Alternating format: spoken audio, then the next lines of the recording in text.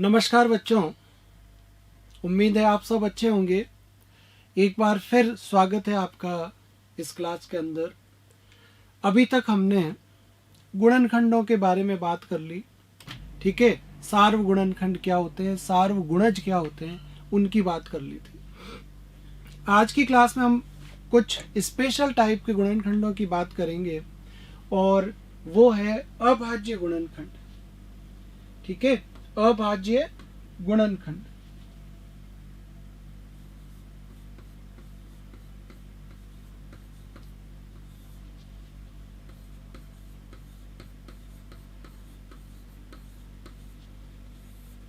अभाज्य गुणनखंड जिसको इंग्लिश में बोलते हैं प्राइम फैक्टर।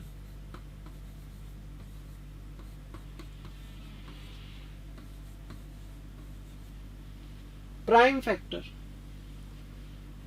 अभाज्य गुणनखंड सर्वसंभव गुणनखंड की तरह ही होते हैं, लेकिन सर्वसंभव गुणनखंड के अंदर जो हमने संख्या के टुकड़े लिए थे, ठीक है, वो सारे के सारे सम भी हो सकते थे, विषम भी हो सकते थे, ठीक है, या और विभाजित होने वाले भी हो सकते थे। लेकिन यहां पर किसी संख्या के जो हम टुकड़े करेंगे, जो गुणनखंड करेंगे, वो गुणनखंड सिर्फ अभाज्य संख्याओं में ही होने चाहिए, ठीक है। सिर्फ अभाज्य, जैसे आपने 4 के गुणनखंड करे तो 4 का गुणनखंड 1 इंटू 4 भी होता है, लेकिन 4 जो है, आपने 1 इंटू जो 4 लिया, उसमें जो 4 है वो तो और विभाजित हो रहा है, ठीक है। तो और ऐसा टुकड़ा लेना है जो अब और विभाजित नहीं हो सकता, उनको बोलते हैं अभाज्य गुणनखंड, ठीक है। तो ये अभाज्य गुणनखंड कैसे निकाले हम? सर्वसंभव तो हमने ऐसे बोल लिए, भाई गिनती बोल ली, 1 2 3, जिस जिसका भाग जा रहा था वो हम लिखते गए। लेकिन अब ये अभाज्य गुणनखंड कैसे निकाले? कुछ नहीं, बिल्कुल आराम से, काफी इजी चीजें हैं। देखना आप इधर, अगर आपको अभाज्य गुणनखंड निकालने हैं तो उसके लिए एक सिंपल सा मेथड होता है। देखना, जैसे मुझे 24 के निकालने, तो 24 को निकालने के लिए ये विधि काम में ली जाती है। आप देखो इधर, ठीक है, डिवीजन मेथड होता है, इसमें उत्तरोत्तर आपको भाग देते जाना है। सबसे पहले 24 के अभाज्य, सर्वसंभव नहीं, अभाज्य गुणनखंड लाने, तो आप सबसे छोटी अभाज्य संख्या से स्टार्ट करो। सबसे छोटी अभाज्य संख्या होती है 2। देखो 2 का भाग 24 में जाता है क्या? बिल्कुल जाता है। तो 2 का भाग 24 में जाता है 12 बार। फिर वापस 2 का 2 तो जाता है 6 बार। फिर 2 का 2 तो जाता है 3 बार। और फिर जब 2 का खत्म हो जाए तो उसके बाद अब भाग दो आप उससे बड़ी अभाज्य संख्या जो कि 3 है। तो 2 से बड़ी संख्या 3 का दोगे, ये पूरा पूरा भाग चला गया। तो ये जो गुणनखंड आए हैं, ये जो संख्याएं आई है, कौन सी? देखो, ये 24 के लिए जो संख्याएं आई है, 2 इंटू 2 इंटू 2 इंटू 3, ठीक है। ये एक नहीं माना जाएगा क्योंकि एक अभाज्य संख्या नहीं है। तो ये 24 के अभाज्य गुणनखंड हो गए, ठीक है। इसको अगर हम चाहें तो ऐसे भी लिख सकते हैं, 1 2 3, 2 3 बार है तो इसके ऊपर लिख दो 3, और 3 1 बार है तो ये 3 की घात 1 हो गया। ये 24 के अभाज्य गुणनखंड हो गए, ठीक है। कोई भी इसमें भाज्य संख्या नहीं लेनी, ये बात आपको ध्यान रखनी।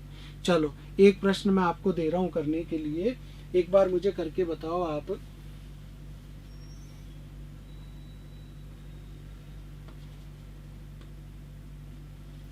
प्रश्न है 980 के अभाज्य गुणनखंड करो।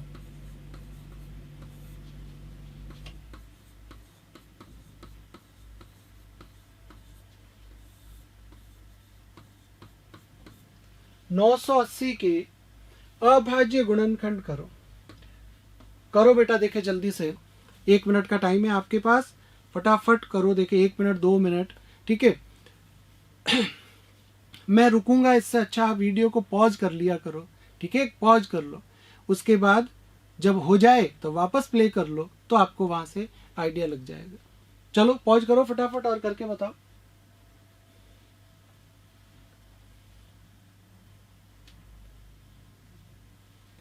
अब देखो आप कि अगर आपका उत्तर सही है तो मेरे उत्तर से मिलान करो, और गलत है तो फिर अब जो मैं कर रहा हूं उसको ढंग से देखो। तो देखो बेटा, 980 के अभाज्य गुणनखंड करने हैं। ये सबसे पहले लिखो यहाँ 980।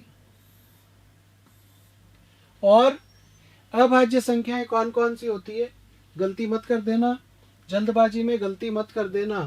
अभाज्य संख्याएं कौन सी होती है, 2, 3, 4 नहीं, 5, 6 नहीं, 7, 8 नहीं, 9 नहीं, 10 नहीं, 11, 13, ठीक है। ये अभाज्य संख्याएं इन्हीं में से लेनी है आपको, इन्हीं में से लेनी है, इसके अलावा कुछ मत ले लेना आप, ठीक है जी भैया। देखो 2 से भाग जाता है क्या। अब कई बार कई टीचर विभाजक भाजकता के नियम भी सिखाते हैं। वैसे तो सिलेबस में नहीं लिखा हुआ है भाजकता के नियम, बट फिर भी मैं आपको अलग से ही एक टॉपिक लेके और एक भाजकता के नियम का वीडियो भी इसमें डाल दूंगा, तो आप उसको अगर एक्स्ट्रा चाहें तो देख सकते हो आप, ठीक है। तो अभी तो पता है 2 का भाग तो जा रहा है, नहीं जा रहा है तो देख के देख लो ना, क्या फर्क पड़ता है। तो 2 चौक 8, 4 बार गया, फिर 1 बचा तो 18, 2 नम 18 और ये 0। फिर 2 का दो, 2 दूनी 4, 2 चौक 8, 2 पंजो 10। फिर 2 का दो, अब नहीं जाएगा, अब नहीं जाएगा 2 का, ठीक है। क्यों नहीं जाएगा, क्योंकि पीछे 5 आ गया। तो 2 के बाद अगली अभाज्य संख्या है 3। 3 लेके देखो, देखें 3 का दोगे बेटा तो 3 8 24, लेकिन फिर 3 का नहीं जाएगा, तो अब 3 का नहीं जा रहा है तो अगला ले लो 5, ठीक है, 5 ले लो। तो 5 का भाग 2 में दिया गया नहीं, शुरू में तो आप 2 अंक ले सकते हो, 24, 5 चौक 20, फिर बचा 4 और 45 हो गया वो, 5 नम 45। फिर 5 का दो, अब नहीं जाएगा, 5 का भाग देने के लिए पीछे या तो 0 हो या 5 हो, ठीक है।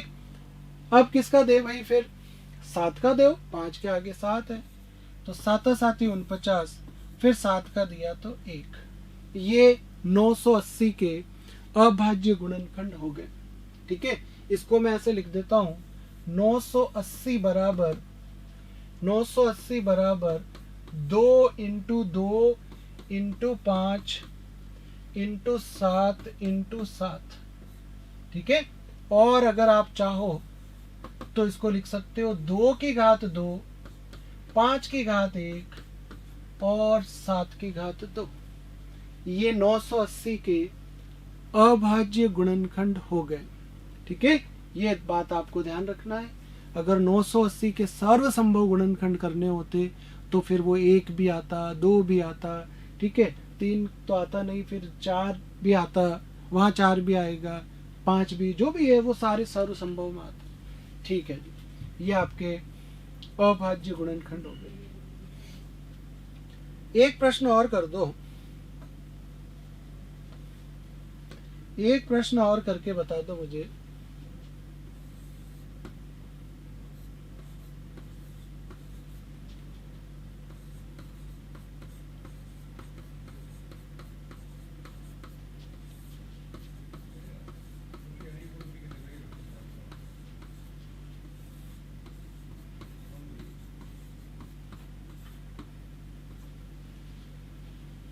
(1729) के अभाज्य गुणनखंड लिखो, ठीक है। चलो आप मेरे साथ साथ ही करते रहो, मैं इधर कर रहा हूँ बोर्ड पर, आपको सामने नहीं देखना है, खुद करना है, ठीक है।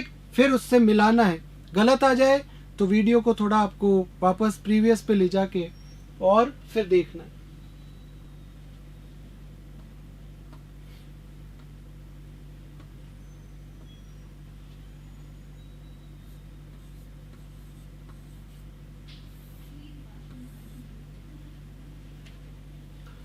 (1729) सबसे पहली अभाज्य संख्या लेंगे हम 2, 2 का भाग तो जाएगा नहीं क्योंकि पीछे 9 है, ठीक है। तो 2 का भाग तो मैं नहीं दूंगा, टाइम खराब करो ही मत।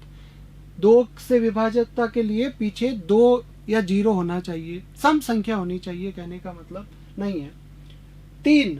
3 का भाग अगर दोगे आप, 3 पंजो 15, 2 बचेगा, 3 7 21, 1 बचेगा। फिर 19 में 3 का भाग नहीं जाएगा, 3 का भी मत दो। फिर 4 का नहीं देना है, फिर 5 का वैसे भी नहीं जाएगा क्योंकि पीछे 0 या 9, 0 या 5 होना चाहिए। तो फिर किसका देवे? 7 का। कोशिश कर रहे हैं, 7 का नहीं देगा, आएगा तो फिर 11 का देंगे, उसमें क्या दिक्कत है। 7 का दिया, 7 दूनी 14, 7 दूनी 14, कितने बचे? 3, 7 चौक 28, 28 और ये 3 थे ना, 32 थे तो 28, 4 बचे, 49, 49, 7 7 49। ठीक है, वापस बता देता हूँ अच्छे से, वापस बता देता हूँ। 1729 में किसका भाग दिया? 7 का। 7 दूनी 14। जब प्रैक्टिस हो जाए तो डायरेक्ट कर लेना, नहीं तो ऐसे करो जब तक प्रैक्टिस नहीं हो। क्या बचा? 3, यह आया 2, फिर 7 चौक 28, फिर बचा 4। एक बार में एक एक अंक उतारते जाओ, कोई मना नहीं करेगा आपको। 7 7 49, कितनी बार गया? 247। ये रहा 247। शुरू में जब तक समझ में नहीं आए कोई बात नहीं, अलग से दे लो, लेकिन समझना पड़ेगा, ठीक है, समझना पड़ेगा तो ही काम चलेगा, नहीं तो नहीं चलेगा। ठीक है जी, ये मैंने भाग दे दिया, ठीक है। अब इसको हटा देता हूं। अब 247 में फिर वापस भाग दो आप 7 का। अब छोटी संख्या का नहीं, अब छोटी का तो अगर आप पहले से नियम से चल रहे हो तो अब 7 तक पहुंचने के बाद वापस पीछे जाने की कोई जरूरत नहीं है आपको। अब तो बड़ी संख्या लो या फिर 7 वापस लो, ठीक है। तो फिर 7 का दूंगा मैं, तो 7 या 21, 7 या 21 और पीछे बचेगा आपके पास 3, 37 आएगा इधर। 37 में 7 का भाग नहीं जाता है, तो 7 फेल हो गया। 7 के बाद अगली अभाज्य संख्या कौन है? कौन है बताना तो? 8, 9, 10 नहीं, 11 होगी। बिल्कुल सही है जी, 11 होगी। तो 11 का भाग दो आप। देखते हैं, देखें अभी तो हम, अगर नहीं जाएगा तो फिर और देखेंगे कुछ। फिर 11 दूना 22 और पीछे आपके पास क्या बचा? इसमें भी नहीं जा रहा है, ठीक है, इसमें भी नहीं जा रहा है 11 का भी। तो फिर अब 11 का नहीं जा रहा है तो फिर आगे कौन सी संख्या लेवें? ठीक है, 11 दूना 22 और 2 नहीं जा रहा है। 11 का नहीं जा रहा है तो अब आप 13 का दो, ठीक है। फिर 13 का दो आप, दो देखो जल्दी से दो।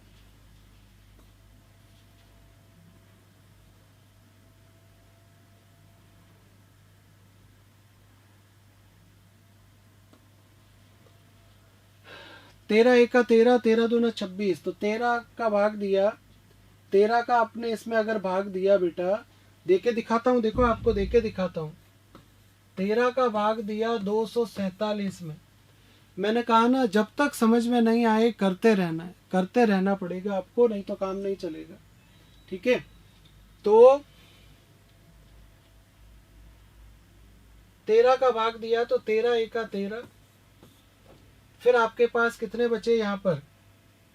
11 बचा पीछे, ठीक है, और एक 7 उतार लिया।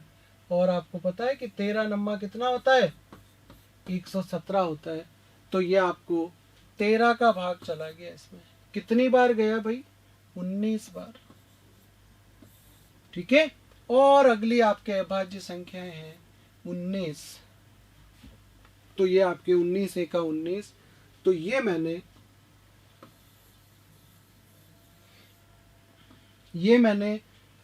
1729 के अभाज्य गुणनखंड कर दिए हैं। वो है 7 इंटू 13 इंटू 19। सारे ही अलग अलग हैं, कोई दिक्कत नहीं है, सारे अलग अलग हैं, हमें कोई दिक्कत नहीं है, होने दो अलग है तो, ठीक है। ये आपके 1729 के अभाज्य गुणनखंड हो गए। अब मैं आपको कुछ बातें बताना चाहूँगा जो वैसे तो कई एग्ज़ाम में पूछ लेते हैं, कभी नहीं पूछते हैं, लेकिन हमारी जानकारी में होनी चाहिए। ठीक है, हमारी जानकारी में वो बातें होनी चाहिए, तो उन बातों को भी सीख लेते हैं। कुछ ट्रिक्स हैं, उन ट्रिक्स को मैं अगर आपको थोड़ा बहुत सिखाने की कोशिश कर रहा हूँ, आप ध्यान दें, अच्छे से सुने, समझें क्या है वो ट्रिक्स। जैसे अभी मैंने पीछे 120 के गुणनखंड, 120 के तो नहीं किए थे, इसके किए थे हमने, किसके, 980 के। तो ये आए, चलो कोई एक दूसरा उदाहरण ले लेते हैं, हम। जैसे मैंने ले लिया 120,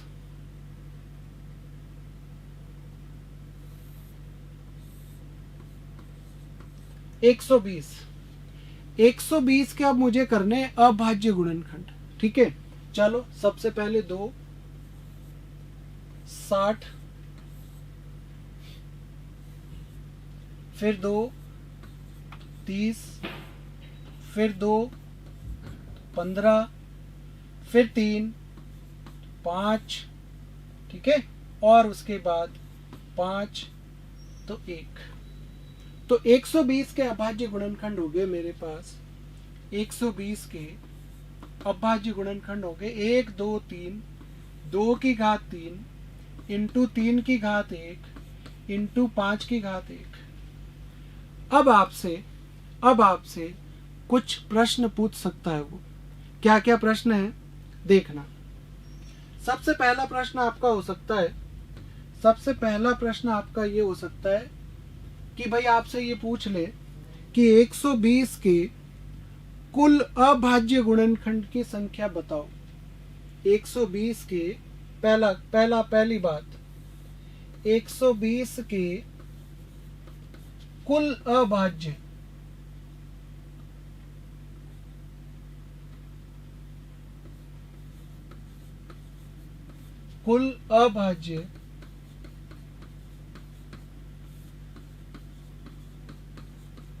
गुणनखंडों की संख्या बताओ।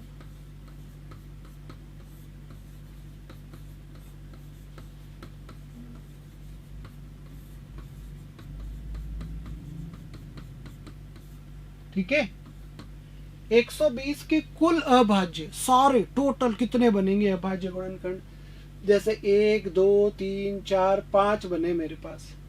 ठीक है, तो वो कैसे बताएंगे, उसको बताने का सबसे अच्छा तरीका है, और वो तरीका क्या है, ये जो आपको घातें दे रखी है ना, इसकी ये जो घातें दे रखी है ऊपर, 3, 1 और ये 1, इन सब को आप यहाँ प्लस कर दो। 3 प्लस 1 प्लस 1, तो टोटल गुणनखंड हो जाएंगे 5। तो इस प्रश्न का उत्तर हो गया 5। ये 5 गुणनखंड आए। ठीक है, अगर आपको वो पांचों के पांचों दिखाने हैं कौन कौन से हैं तो करने पड़ेंगे। खाली संख्या ही पूछिए कि भाई हमें तो संख्या बता के छोड़ दो, ठीक है, तो कोई दिक्कत नहीं है भाई, बता देंगे। ये पहला प्रश्न हो गया। उसके बाद दूसरा प्रश्न आपसे पूछ सकता है, वो दूसरा प्रश्न पूछ सकता है 120 के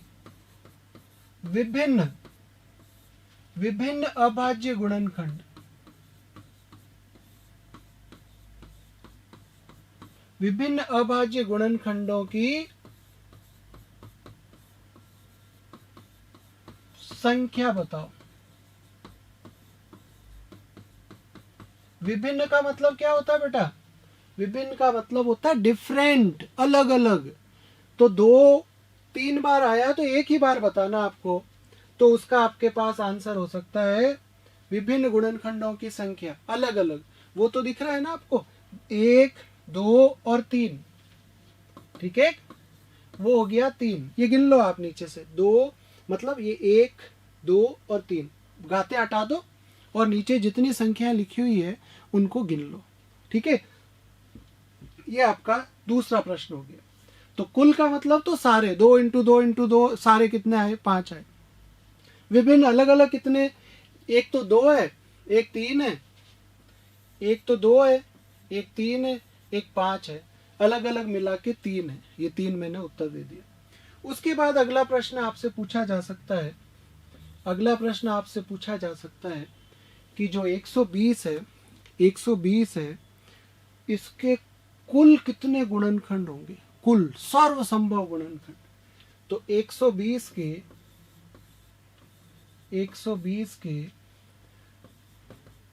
सर्वसंभव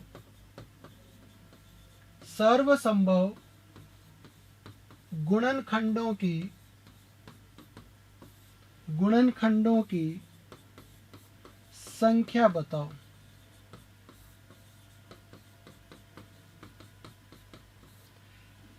सारे सर्वसंभव, अब सर्वसंभव तो करके देखने पड़ेंगे, लेकिन अगर उनकी खाली संख्या ही पूछी है तो बहुत इजी है। क्या करना है आपको, देखो क्या करना है, सुनो सुनो, ट्रिक्स हैं ये जो इनकी घातें हैं, ये जो इनकी घातें हैं, इनमें एक एक जोड़ते जाओ। 3 + 1, 1 + 1 और 1 + 1, और सबके बीच में गुणा के निशान लगा दो, सबके बीच में गुणा के निशान लगा दो।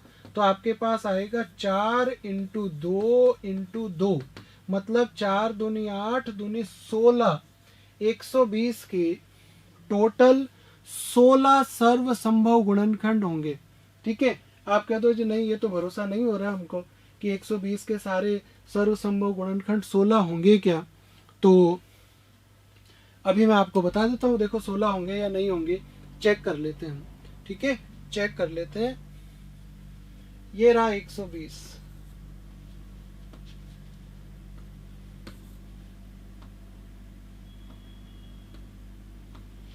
ये 120।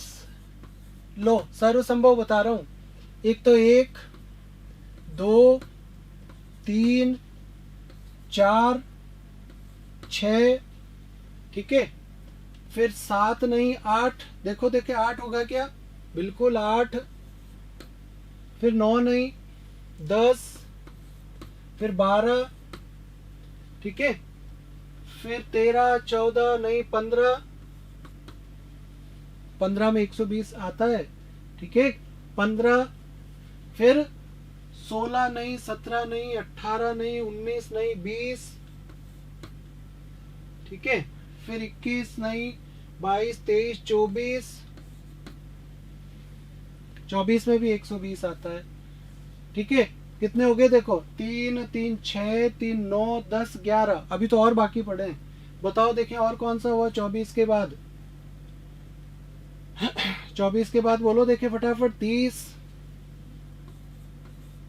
40, ठीक है, 30 हो गया, 40 हो गया, और उसके बाद हो गया आपके पास 60 और 120। देखो देखे 1 2 3 4 5 6 7 8 9 10 11 12 13 14 15, एक फिर रह गया भैया, कोई एक फिर रह गया आपका 120, और कहाँ रह गया, देखो चेक करो चेक करो, 24 हो गया, 1 हो गया, 2 हो गया, 3 4, अरे 5 भूल गए, 5 भूल गए बेटा, 5 भूल गए। ठीक है, तो ये टोटल गुणनखंड हो गया आपके पास 16। ये 16 सर्वसंभव गुणनखंड हो गए। अगर पूरा करके बोले तब तो आपको ऐसे करके दिखाना पड़ेगा, ठीक है, और नहीं तो फिर आप इस तरह से बता सकते हो।